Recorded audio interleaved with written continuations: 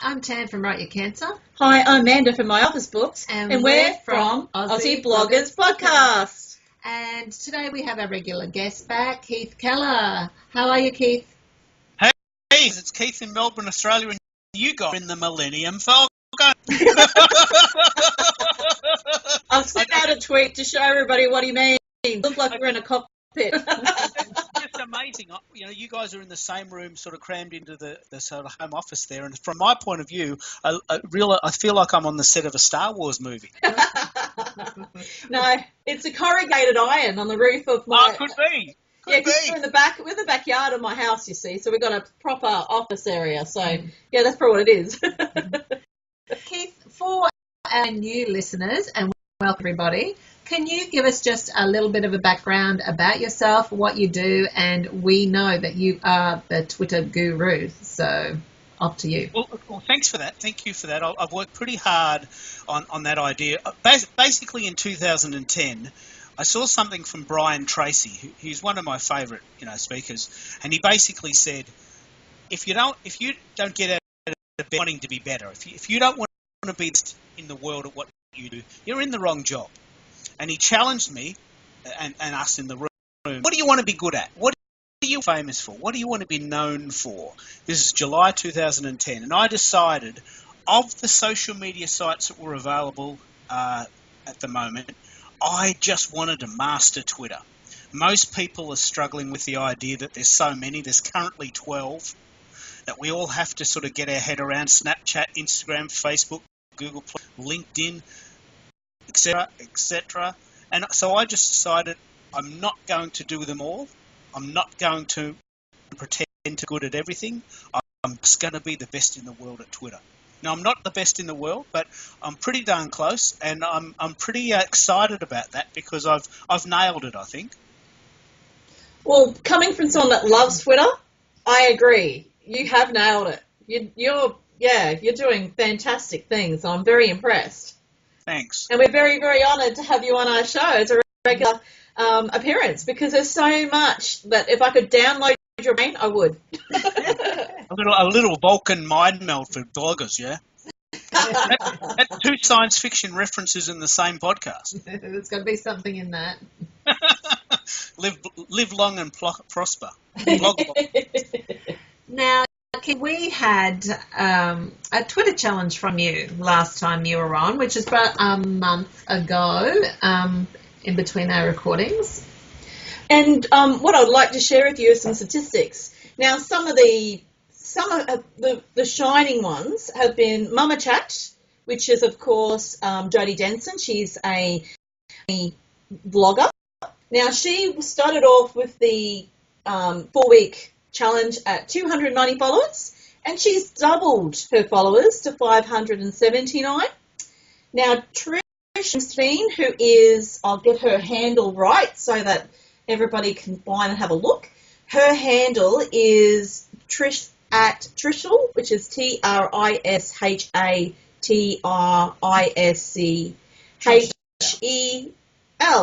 Trishel. Oh, well, there we are. I've been corrected by it. Now, she's into public speaking communications, helping bloggers do public speaking who are introverts. Oh, wow. Yeah. Now, she's gone from 90, wait for this, to 380 followers. Well, that's 4 times, isn't it? She's quadrupled her following in 4 weeks. She has. She's really been doing very well. Aussie bloggers, we've gone from 461 to 686. And we've got 3 awesome new guests from doing the challenge. So thank you very much. We've got the Claire. She came on board from Twitter. And I can't remember the other 2. They're a future guest, so we won't spoil the surprise. Okay. Well, what you're saying there is really, really relevant because in a world where we're really, really, really busy, we're all just so busy, the question has always got to be, why Twitter? Why is this thing that Keith talks about so good? Why is he so passionate about it?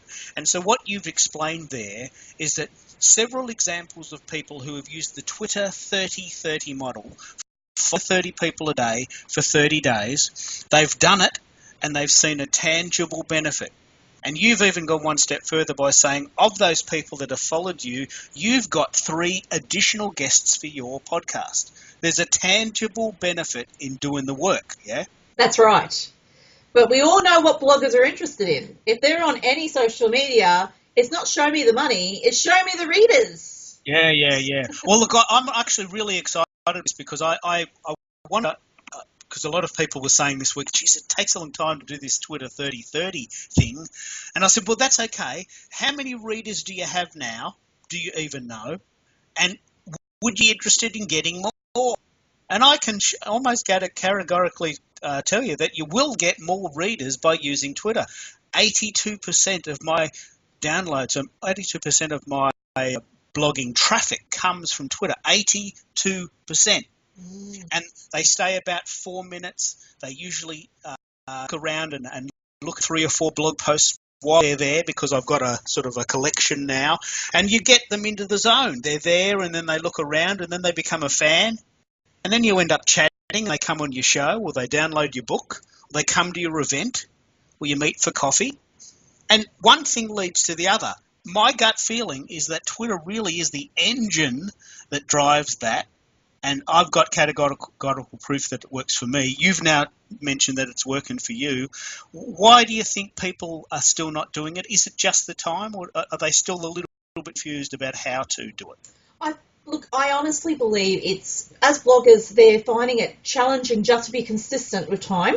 But we did have 2 comments about the curation process. They found that consistently finding new content to share, other than just their blogs, they found very overwhelming. And some of them, I'm sure, even though they haven't said that, I think they dropped off because it just was too overwhelming a prospect to try to work out. Well, let me give you some tricks, because I've got some. Now, I know you love Flipboard, and I love Flipboard too. Yes.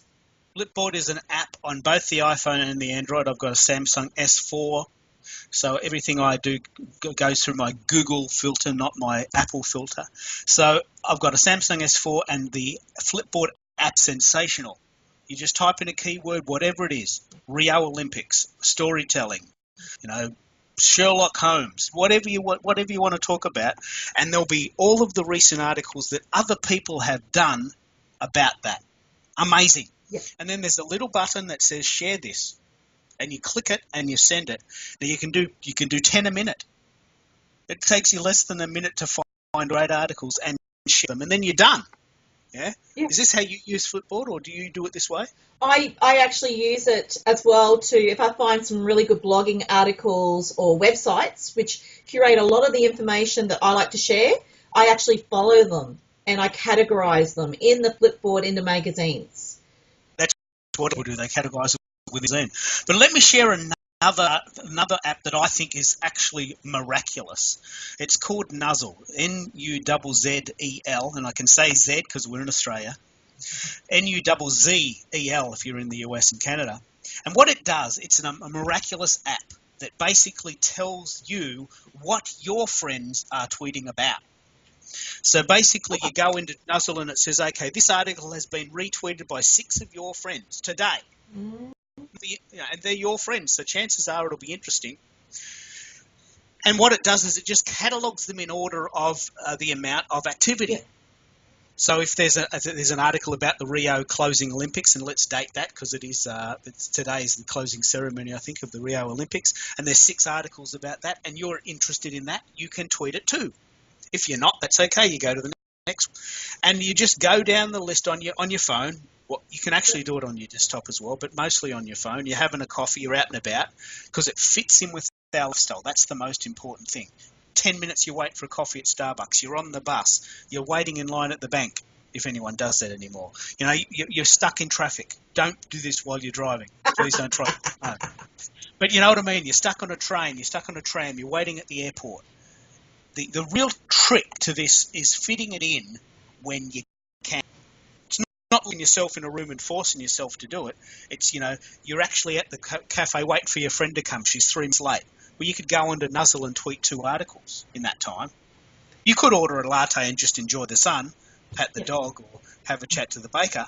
You could do that too, and I advocate talking to real people, but I'm talking this idea of fitting everything in a world which we all know is super busy. And just on that too, Keith, I think it's really important to point out that you wouldn't just go and share the very first one that was there if it had no relevance to of course, you were talking about, because I can imagine that some people go, oh, like Amanda and I actually sitting here right now looking at Nuzzle on the screen, and I'm going, oh wow, and it would be easy just to go share, but if family flying airline reviews has nothing to do with your business blog, then you obviously wouldn't go do it. The thing I love, I think you're right there. You've got to have some discernment, and I just assume that most people would. But you're right. You could be forgiven for thinking that's had 6 retweets in the last hour. It must be really popular. It's got nothing to do with everyone else seems to like it. Tweet it. Now, that would probably be quite a silly strategy. But if you could combine some business acumen with this intel that says here are the 12 top articles that have been shared in the last hour, and 6 of them happen to relate. The thing that's great about Nuzzle, which is so much better than Flipboard, if you push the retweet button, it brings the photo with it. Oh wow, that is great, because quite often that can be an issue. Yeah, well, when you do it on Flipboard, it doesn't, which I find really quite annoying. So I end up going back when I'm in the office and doing them again, but because I can't stand tweets with no pictures in them. Because that's a very, very key point. Tweets with pictures have something like 49% more. Yeah. But Nuzzle brings the picture with it. So you know what I've found interesting about Nuzzle, Keith? As I'm looking on the screen now, because it's all come up. And this is the first time we've seen it. We've never seen this before. This is the first time. But what I've noticed is if people are really using their lists. Now, I can see on the right-hand side, it's got your other feeds, which it's showing all my lists that I have on Twitter. And what I can do, which I find really interesting, is I can click on any one of these lists, because at the end of the day, people complain about Twitter being too spammy. There's a lot of advertising. So I use a lot of my lists to drown that and make it more user-friendly for me. But Nuzzle then allows me to go through and click on my different lists. And while a lot of the bloggers haven't shared any news articles in the last 24 hours, what I see is this could writers and journalists have a whole heap of topics. So I can easily and very quickly go through and see if there's anything there worth sharing and just share it. So that's another thing people can see. If they don't want to go the trouble of seeing like 200 pages on Nuzzle and go, well, I don't want to share this, well, then they can make a list on Twitter with all their besties that they love to read, or their mates who are bloggers, and then they can click very quickly. It takes 30 seconds on that list of their mates, and then share articles. Bang, it's done.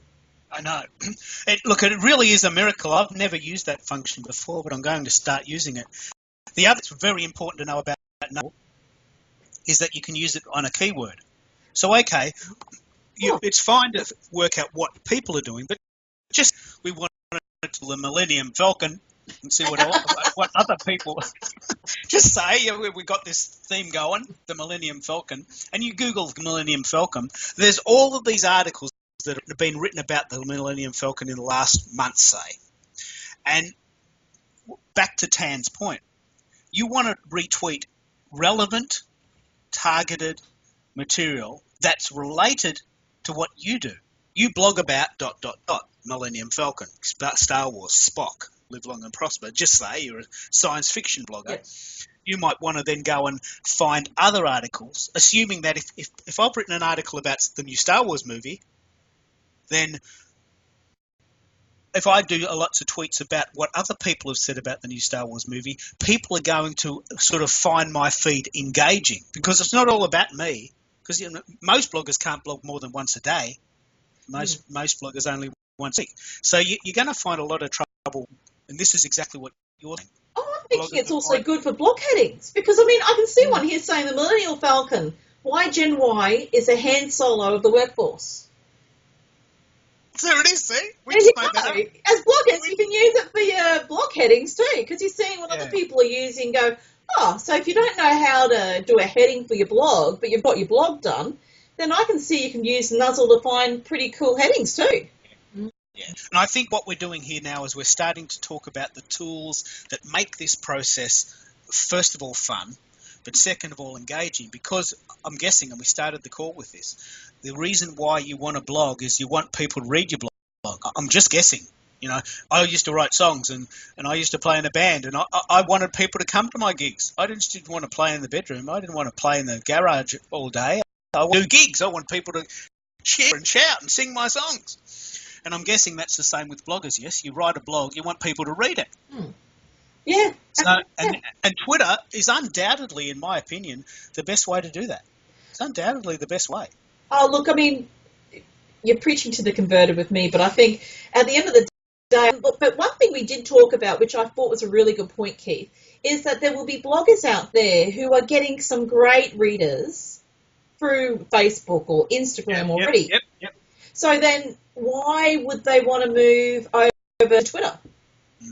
Look, I think this is actually a very important point. We talked about this before the call, and I want to wear my heart on my sleeve here and say that if you are making progress in other sites, I would be the last person in the world to convert you over to Twitter. If you're already getting traffic on Facebook and Instagram and LinkedIn and Google Plus, then stay there. Please stay there. But if you're thinking, you know what, I'm not getting enough traffic, I reckon I can do better. If you think, I reckon I can get more, I'd like to get more, then I think Twitter is worth trying. I've tried all of the social media sites. I've tried Pinterest, tried Stein, I've tried Google Plus, I've tried Instagram, and I can tell you for sure that I get 82% of my traffic from Twitter. And it's not through lack of trying the other ones. I've tried them all.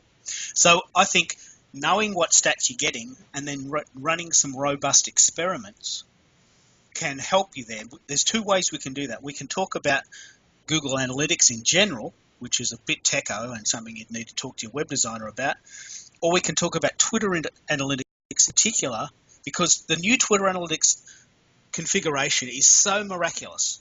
Well, so Keith, how about we talk to bloggers, because we're encouraging them to use Twitter, and we've got two other podcasts that they can go and listen to. Why don't we talk about the Twitter analytics so they understand what gold they're missing out on by not using it? Yeah. All right. So if you want to go to Twitter, just go to analytics.twitter.com, or most importantly, top right-hand corner of your Twitter feed on the desktop, there'll be a really quite lovely graph that'll say your tweet activity. Yep, and I'm looking at mine, and ours is saying we've had 17,000 impressions over the past 28 days. Yep, 17,000 impressions. Yep. Now, the thing I love about Google Analytics is that you can actually go really, really deep.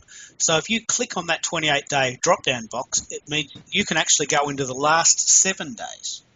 Okay, so we can go to last... Whereabouts is that, Keith? Because I'm a bit off the top. Yeah, top right-hand corner. Oh, the last... Okay, there we are. So we can click on the 28-day area here. Maybe what I should do is I should put this on Twitter.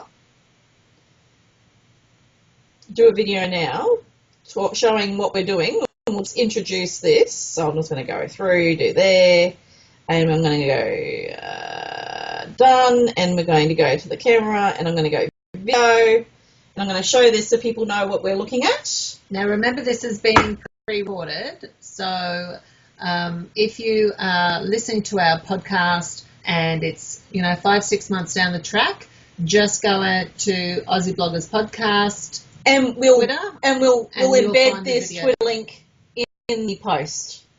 Oh, okay. So we're going to go to Aussie Bloggers Podcast website, and you'll find this video there. Yes, Tan's going to embed it. So I'm taking this now. We're going over to the shot that Keith's talking about.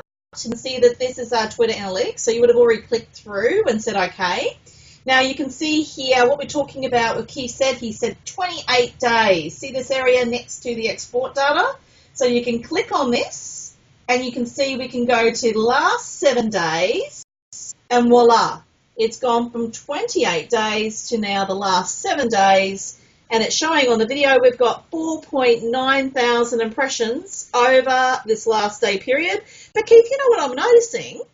I'm seeing that there are days where we seem to have more activity than others.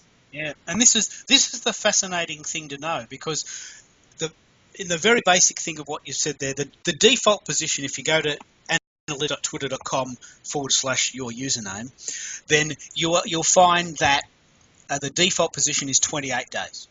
But you can also check it after the last 7 days, and most importantly, you can check it over the months thus far.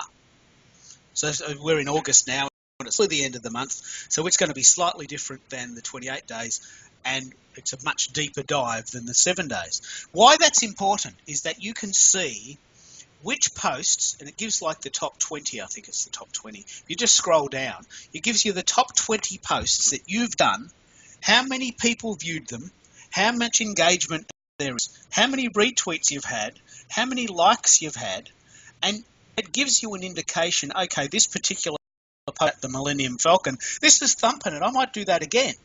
There's a big theme here that people are talking about. I think there's some funky ideas going on there. I should do a series of that. But then you might actually do something about Star Trek and think, I'm a bit surprised. I'm a Trekkie and no one liked that one. I'm a bit disappointed. But at least you know that the likelihood of getting more traction on that is low. And yes, you can get a little stuck on the stats. But I would imagine, I want to give you a really cool example. On my interview, my wife and I were walking down the street in Hampton. We saw this guy dressed up, playing guitar really well in a restaurant that looked really lovely, and there was lighting and there was sound and there was really great amp, and he had this really lovely shiny guitar, but there was no one in the room. And my heart went out to him. I'm thinking, how long is he going to be able to do that? He got dressed up, he got all this gear, he rehearsed his songs, they plugged it in, he was playing. It's about 9 o'clock at night, but there was no one there to hear him. Oh, that's terrible. And I'm thinking, how is he going to get another gig? Would the guy invite him back? Maybe it's his friend. And he said, okay, well, try again next week, and then if no one comes, we'll have to give it up. But how demoralising is that he's gone to all that trouble to play all these songs in a really lovely shirt with his shiny guitar, and he's set up all his guitar, and it sounded amazing. But I was the only one that knew that. Did you? And I was walking past. So the point is, the blogging is the same sort of thing. If you were blogging and no one was reading it, would you mind?